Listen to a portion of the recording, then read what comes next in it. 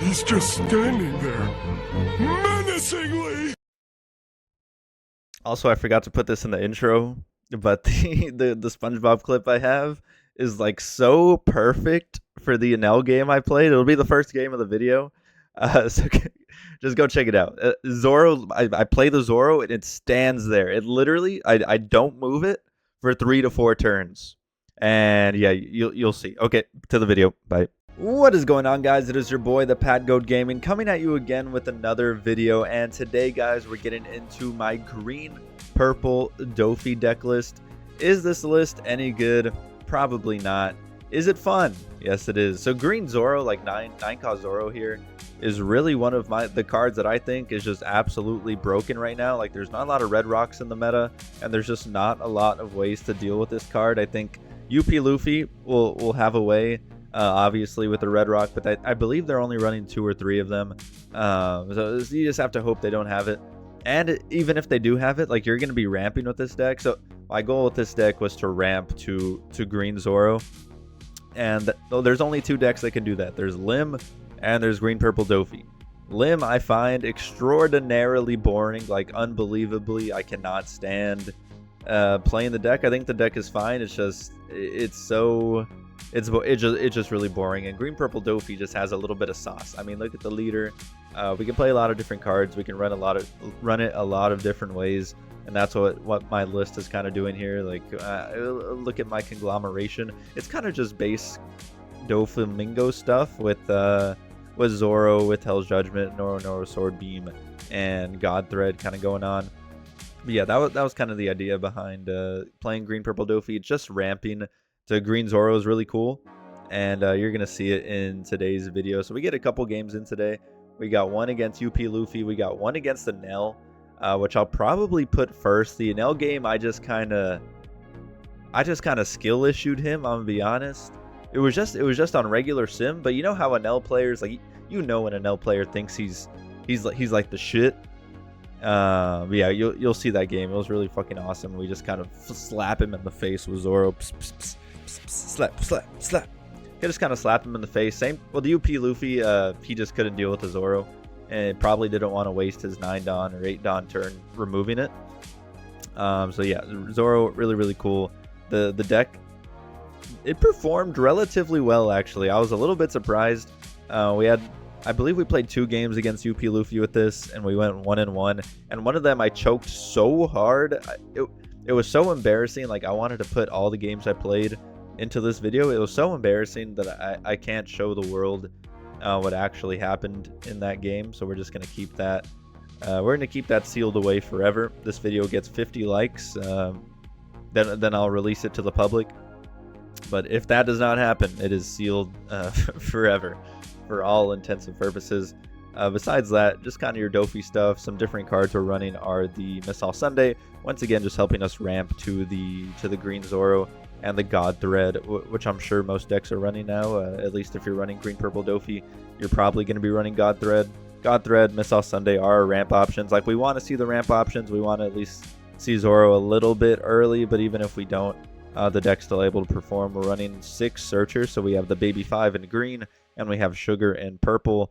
We're running 8 2Ks just because we're running so many of these 2-cost events, the Noro Sword Beam and the Hell's Judgment, so we don't want to have a bunch of 2Ks and a bunch of these events for defense. And then 10 drop Doffy, pretty solid. And yeah, guys, quick sip of coffee. I hope you can enjoy these games with me. I'm going to take it a little bit slower today just because I feel like I've been rushing, and I just really haven't been enjoying the game as much as I have over the past, maybe the past month. It just feels, I don't know. I'm not feeling as fulfilled in playing the game right now. I don't know if I don't enjoy the meta, or green or blue purple Luffy just isn't fun for me. But that's why I kind of want to make more of these casual videos of just playing some different leaders, having a good time, and getting some good games in and showing them to y'all. So yeah, the games today, we got ENEL, we got Luffy, and we do get ran over by a red Luffy. Red Luffy, I've been trying to make a red Luffy video for a very long time. Like, I had so many games recorded just because it just feels like it should be good. It should feel like it should be very consistent. It's kind of like Shanks to me. Like, you get the free 6k attack every turn. and then you can just start playing your like you can play on curve while pressuring your opponent if you're playing against UP Luffy or another 6k leader. Yeah, I've always tried making a red Luffy deck for the past like couple months and just haven't gotten enough success or interest to post about it. But either way, hope you guys enjoy. Hope you guys like and subscribe if you are enjoying any of my content. And for the next few months, maybe, or next month, I'm probably going to be making a lot of videos like this, just playing random leaders, having a good time, chilling out. Hope you guys sit back, grab some popcorn, grab your coffee. If you're right now, it's 5:50 a.m. So if you're up like me, got a cup of coffee. Oh, also it's Friday, guys. It is Friday, so hope you're gonna have a good weekend. Hope you got some good plans going on. Personally, I'm gonna go see the Fray on Sunday night. They have a concert here, and yeah, I'm gonna go see the Fray. If you know who that is, if you don't, you should. Like, if you're my age or at least probably a little bit older as well, you probably should know who the Fray is. But either way, hope you guys enjoyed the video, and let's get right into the game. Hello guys, so you made it to the ENEL game. I'm glad you made it here. It's gonna be fucking awesome. So we're here, we're gonna play down the sugar, and we're just gonna swing into the Shirahoshi. I hate Shirahoshi, especially when you're playing like a removal heavy strategy and Shirahoshi just gives them a free life. This Kuzan, kind of nasty. So he puts sugar to the bottom of my life there, and then you have to trash a card. So this came out on OP09. I just didn't know it existed. I'm not sure why it exists. I guess this is the removal that yellow's opting for now, or maybe this guy just thinks it's a really good card and he's playing it himself. But here on our 5-Don turn, perfect target for the God Thread there, and then we're just gonna pass. We're not gonna swing into him just because I know ENEL's gonna take it. We're not running too good on cards in hand, and if we can make it to that 9-cost Zoro, like yellow's not gonna be able to deal with it, and we're gonna be looking pretty solid regardless of how much life we take off of him in the early game. And we know that he's going to do shit like this. Like, we know that if we swing anything into him, he's going to take it. He's going to try to take his own life because he's ENEL. And here, going into our 8-Don turn, we really have all bad plays. We can establish the Rosinante. Maybe we should have done that. Or, yeah, let's see.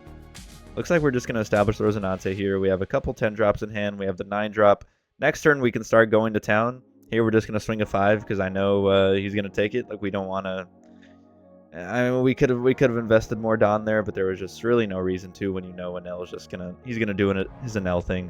But here we have 7 Don up. Like one time I was playing this deck, not this deck in particular, but I had and now he's down to 1 life, guys. Like he's down to 1 life. We swing at him 1 time, so now he can start playing down his ace and he can start playing down his 10 drop ENELs and all his good stuff. But here we establish the Zoro. And this is where the sitting and waiting begins. This is where he stands there menacingly. Let's see how many turns. I forget how many turns it was. When I was playing the game, it felt like a very long time. So this is the first turn of him standing here. This is the first turn we can swing with him. And first turn we're just gonna swing this 5 at him. He's gonna give us that. And now we're just gonna play down All Sunday. And do we play down this baby 5 as well? Do we play down the Giola? All Sunday is really nice in this scenario because it just replaces itself. It's kind of like 4-drop Kuzan. Just doesn't have a secondary effect, but drawing a card, establishing a 5k body is pretty solid against ENEL. Here, he's gonna go ahead and play down his Katakuri, put our All Sunday to the bottom. We are sitting at 6 life. He has not swung at us yet. This is where I think the ENEL superiority complex is coming into play. He's like, yeah, I'm not going to swing into you. I'm super cool. But I can be just as cool. So we're going to swing a 5 here. And the strategy here is I know he's terrified of the Zoro. So we're just going to keep swinging 5s at him. Keep playing our All Sundays. And keep passing. Because he's going to keep giving us 2 cards a turn pretty much. Because if he goes down to 1 life, he kind of just dies. Because he knows we have the Zoro on board, so we're just using that to our advantage here. Now, I'm not sure why he's not swinging. I'm really not sure. He's just trying to establish a board of huge characters and then maybe try to kill us in like 1 or 2 turns. But we're just going to keep doing our thing here. The Zoro's been here. This is our turn 3 for Zoro here. Turn 3 for Zoro, I believe. Yeah, let me know if I'm wrong, but this should be turn 3 of Zoro standing here, of when he could actually attack. So another 5, and he takes that one. And then I'm smelling the blood. I smell the blood in the water, and I'm like, wait, he just took a 5k swing. So I'm going to go ahead. He has no blockers. And I'm thinking, this is it, right? Like, this is the game. And then, yeah, at this point, if he has beige, he has beige. If he triggers a blocker, he triggers a blocker. Either way, we can just restand the Zoro and make it so he can't KO it with those big dudes. And then, yeah, that's game. So 2 or 3 turns of Zoro standing there just menacingly. ENEL does absolutely nothing. I'm really not sure what the plan was here. I am unsure. I don't know if this dude sucked. I don't know if he was the best ENEL player and thought he was the shit. But either way, we take him down. Next, getting into UP Luffy.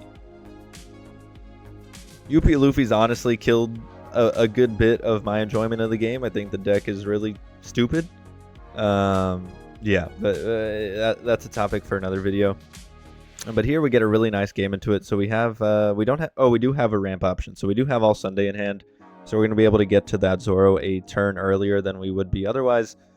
Here coming into our 4-dawn turn, we draw another Zoro. So we can just swing some big numbers here. We could establish our Giolo, which actually could be relatively solid in the matchup just to get rid of some of those blockers. So yeah, that's what we're going to do. We're just going to play down our Giolo here. And it's just nice to have on board because it's always a free... if you don't know what it does, it's 2 Dawn, rest a 4-cost character when your opponent's attack. So, I mean, just a really nice thing to have. Like, when he attacks here, I can just rest his 3-drop Zoro and swing into it with my leader next turn instead of swinging into him. And then, yeah, we can just clear his board a lot easier. But we do have the Sugar, so Sugar is just going to do the same thing. And I think he's going to choose to remove this. He does ramp with his Gear 2 there. He did ramp with his Zoro. So looking pretty solid for the UP Luffy. I believe he's already at 7 Dawn. So next turn he can start dropping his 9 Moms and all his Sanjis. But the turn after this we will be able to start dropping our 9-cost Zoros. So we're just going to swing into this. We should swing a 6 into the Zoro here. Yeah, so let's swing a 6 into the Zoro, remove it, play down the All Sunday, draw another card, and now next turn we will be able to establish our 9-cost Zoro and really start swinging into his face. He does Raging Tiger, our Sugar, and our Giola, and then he's going to swing a 7k into face. And now we just do the Zoro thing now. Just play down the Zoro, pass the turn. And in this matchup, I believe I will be swinging regardless. Like, I wasn't swinging against ENEL because I didn't want Zoro to be KO'd. And, yeah, you really just don't want ENEL to be at 1 life.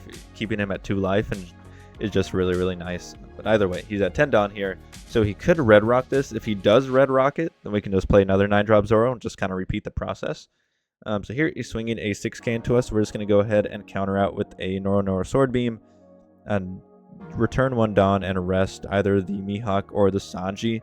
So I thought my first impression was just like try to remove these, like just swing huge numbers into them.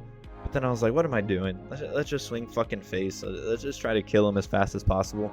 Because the longer it goes against UP Luffy, like the more likely it is they're going to outgrind you. Because they're going to have more of these 9-cost Sanjis. Once they establish their board, they're going to find red rocks. I could have also played another 9-cost Zoro here.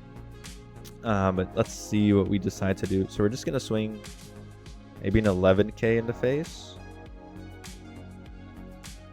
Yeah, so we're just going to swing the 11, restand. He's going to take that first life. Then we're going to swing a 12 into face. And even if he does go down to... At this point, I'm thinking, what the fuck? I'm assuming he has Gum Gum Giant. I think I saw him search for it earlier. So we're just going to swing the 12 here. He's going to give us the Gum Gum Giant. And then 2 2Ks.